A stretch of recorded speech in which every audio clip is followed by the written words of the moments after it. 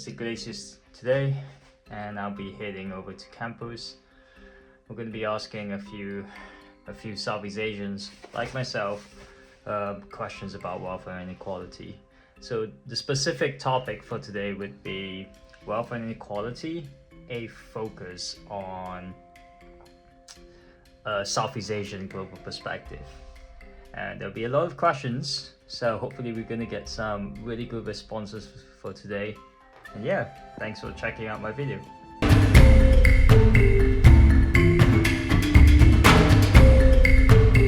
Hi everyone, my name is Iglesias, and alongside me is Catherine from Malaysia and Charlene. Alright, thank you very much for being a part of this short little interview.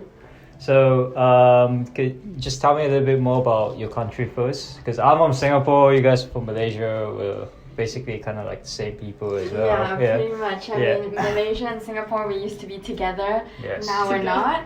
But still part of Southeast Asia. Yes. We're Malaysian Chinese. Mm-hmm. Yep. So, yeah. Yeah, lovely. It's a bit of an awkward start, but I think we're getting the right track. So I think just the first question. So expansionism of globalization is happening in all around the world. Basically, businesses are making a lot of money, like they're expanding internationally and stuff like that. So do you think it has contributed to economic growth in Southeast Asia? Like, do you think your country is prospering or within the Southeast Asian region itself? Yeah, I would say so. I mean, especially now in Johor, which is like the south of Malaysia. Yeah, Johor. Yeah, I think they're making it into like a financial hub to help connect businesses, especially businesses in Singapore and stuff. Yeah. And I think that would bring a lot more like job opportunities and economic growth to the country. So I think it's a good thing. Yeah, and recently like our exchange rates have gotten better. Yeah. And then I think that is like a good barrier and bridge to like, you know, a better economy that Malaysia is leading into. Right. And then now on the sticky part, because every expansion basically is kind of like a double-edged sword. So what do you think that, do you think globalization has also contributed to income inequality? For example, the wealth concentration of the global elites. Like, you know how we know in Southeast Asia, like, for example, take Malaysia, for example, a lot of the 1% actually owns like the country's wealth, like the Datoks, which is, for my Western audience, it's kind of like a knighthood, sir, or some sort. What do you guys think? I think income inequality, maybe to some extent. Yeah. But I think with globalization, generally will bring in more job opportunities, and I think that I think maybe to some extent there would be income inequality, but I don't think it would serve more negative than positive. I think there would be more positives with globalization. But then it's also like hard because it's, you know, some people, like, even though there's income inequality, like the living standards are in Malaysia, it's cheaper, but with the income we get, it's technically the same as everywhere else. Right. And do you think it's also affecting like minorities within the country? Because usually majority of the population wins, right? So like, for example, in Singapore, for where I'm from, is majority Chinese who wins. Like we're the minority. Yeah, you guys are the minorities well. in Malaysia. I have an uncle who lives in Malaysia as well, but it's like all my friends are there. They also tell me the same thing. Like, I think Malays usually benefit because even though we're a minority, I don't think we've experienced that much hardship because we're not like there's Malay, Chinese, and Indians. Yeah. But then I don't think we have it that.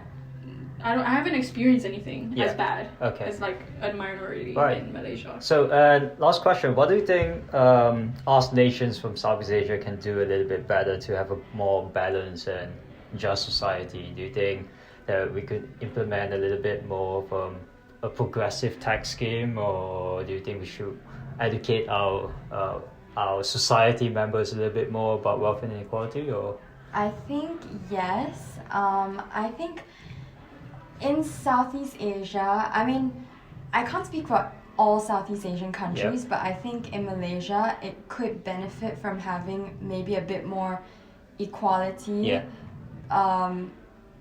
Equality in maybe like investments or taxation. I think less Yeah, but then again, like Malaysia's tax I think compared to depending other on your countries. income, maybe. More Depending on your income, Right. like your family Okay. income. Like if you're more of the like less fortunate, then maybe less taxes, and then if you're contributing more to the economy, maybe you can give more taxes. I see. I think I think that'd be a more balanced way of making Yeah, sure that everyone sounds- is equal. Sounds like a very fair point. Anyways, thank you very much for this interview, and yeah, thank you. Bye.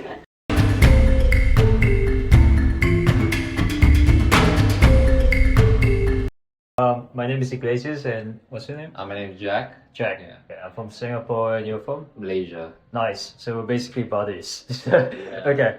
So today we're just going to be asking you a few questions about wealth inequality. I think the first question that I'm going to be asking would be, in your opinion, has the expansion of globalization contributed to the economic growth in Southeast Asia? Yeah, definitely. I think like the advancement of like healthcare and like technology has definitely like improved the lives of like many people. I think poverty has been decreasing over the years thanks to these advancements, but there's definitely still some room for improvement. Yeah. Right. And what do you think the opposite of it is? Do you think, because it's like a double-edged sword as well, so there's definitely some negative aspects of it. So do you think it has also contributed to income inequality? Is that a growing issue in Southeast Asia or Malaysia, for example? Yeah, I think. Sorry, could you repeat the question? So do you think that because of globalization, do you think it has also contributed to income inequality, whereby let's say the top 1% are controlling majority of the production or the industry, the big industries within your country itself? Yeah, so definitely like the cost of living has definitely increased over the years, and like even like fresh graduate salary is not enough to like sustain yourself. You like still need to like depend on your parents, right? And but then like definitely like the rich get richer, obviously. Yeah. Like the people at the top like have the say to like control like what's going on in like Southeast Asia, and like it's not the best. It's not the best, is it? Do you think it's also affected minorities in the country? Because, for example, in Malaysia, majority are Malays, but there are also minorities of like Chinese, Indians, for example. Do you think like it has affected minorities within the country, specifically on the inequality aspect? I personally don't think so, because for me, like I come from like a middle class family, so like from my experience and from my point of view, like Chinese minorities have been like partly like equal with Malay guys. Like it's sort of like, because I see a sort of balance, because like I also see like there are Chinese people who are well off and Chinese people who are struggling. So I see both sides of the coin, but there are, within Malay, they are like sort of like native to the place. So like I do see that they are, like there are more of them. So like there are more of them who are like doing well, more of them who are struggling as well. And what do you think us nations from Southeast Asia could do a little bit better to kind of improve this inequality in Southeast Asia? Well, I'll admit I'm a bit biased in that, because like I come from a psychology background. So like first thing I would say is that like mental health needs to improve. Like the culture for work needs to be improved. Like I think like exposure to mental well-being and like, overall acceptance of it has to be more open, and like the older generation should support the younger generation to welcome that. Right. So through education, basically. Yes. Yeah. But okay, nice. All right. Thank you very much for being a part of this interview. Thank you for having me. Yeah. Thank you.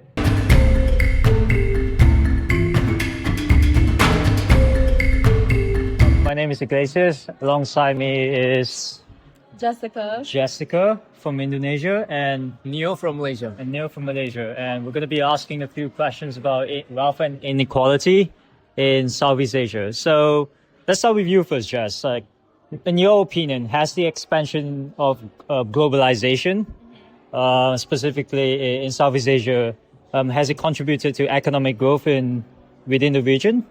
I think so, because Indonesia is still a developing country. So I guess globalization has definitely gave Indonesia its benefits. So yes. Right. What about you, Malaysia? I live in like a city, not like a city, a town right beside a city, so I can see obvious change of my town. Yeah.